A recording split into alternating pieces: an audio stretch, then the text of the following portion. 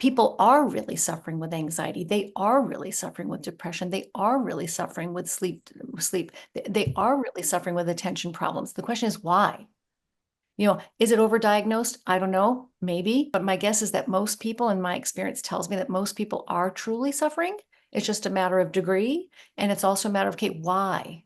And why should medicines be our first instinct? Shouldn't our first instinct be a food first, lifestyle first, natural? Let's see if we can optimize brain health in all of these ways, simple, not easy, but all of these use these simple principles to shore up brain health before we start to think about medicines. Medicines are great for emergency situations. They're great for certain very special and complex situations. They have their place. But for most people who are suffering with low risk symptoms of depression, anxiety, irritability, moodiness, eating concerns, sleep disorders, attention problems, memory issues, for most people who have low risk conditions, why not a food first approach? Why not start there? So there are a variety of different factors involved in supporting good sleep architecture and good sleep quality. So this includes circadian rhythm factors, making sure you're getting sunlight every day, making sure you're prioritizing sleep time, making sure the environment in your room, all these sleep hygiene things that we always hear about, relaxing, not spending time on screens at night, not eating too close to bedtime, making sure your room is cool and comfortable. All of those things are very important. But what if you're already doing all of those things and you're still not able to sleep? Because this is what I heard in my practice for years is my patients will say, I'm already doing all of those things.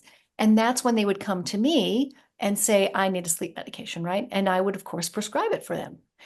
Now, what I think about is the profound influence of food choices and especially the metabolic influence, the nutritional metabolic influence of the diet on brain chemistry, which can disrupt sleep. So what are the things that disrupt sleep?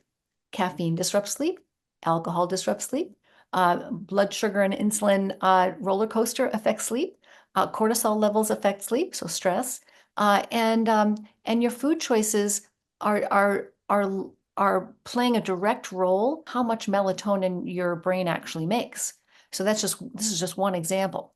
So there's a chemical pathway in the brain, which is I go through in the book in more detail, but there's a chemical pathway in the brain called the kynurenine pathway that is responsible for regulating the activity of a variety of different neurotransmitters in the brain, and one of them is melatonin. And so if you have too much oxidative stress or inflammation, which things that cause oxidative stress and inflammation are things like refined carbohydrates and vegetable oils, but also smoking and alcohol and pollution, exposure to environmental toxins. All it takes is some oxidation, inflammation, stress, a little bit more than you should have to trigger this phenomenon called the tryptophan steal, where tryptophan, which is an essential amino acid that's used that we need to build that comes from dietary protein, is used to build a lot of different neurotransmitters, including melatonin. And if you are under the influence of inflammation or oxidative stress, you get this tryptophan steal, where less tryptophan is used to build melatonin and serotonin molecules, and more of it goes down this kynurenine pathway to produce tremendous quantities of glutamate.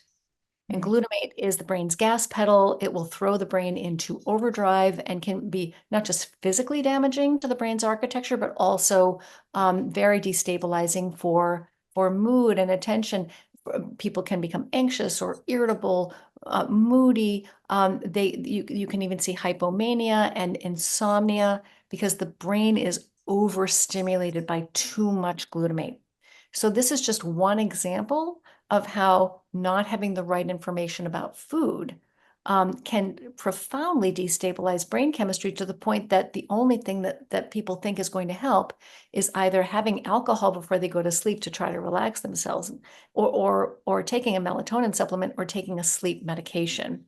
And so yes, people need to sleep more, but if we don't give them the information they need to correct their sleep architecture, they will turn to either alcohol or sleeping pills to try to correct that very serious problem. If you're not getting enough sleep, you are not going to do well the next day. So Right. it's important. Yeah, I understand why people turn to these things.